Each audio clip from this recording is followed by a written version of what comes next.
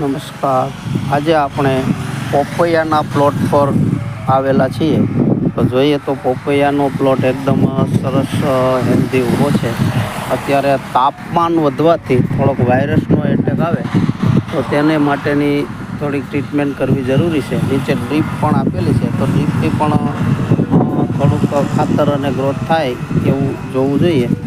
અને અત્યારે જોઈએ તો ગ્રોથ બહુ સરસ દેખાય છે, બહુ કોઈ પ્રોબ્લેમ દેખાતો નથી. પણ આ પીળાશ અમુક કુમળા પાનમાં દેખાય તો વાયરસનો ટ્રીટમેન્ટ કરવી અત્યારે મહત્ત્વની રહેશે.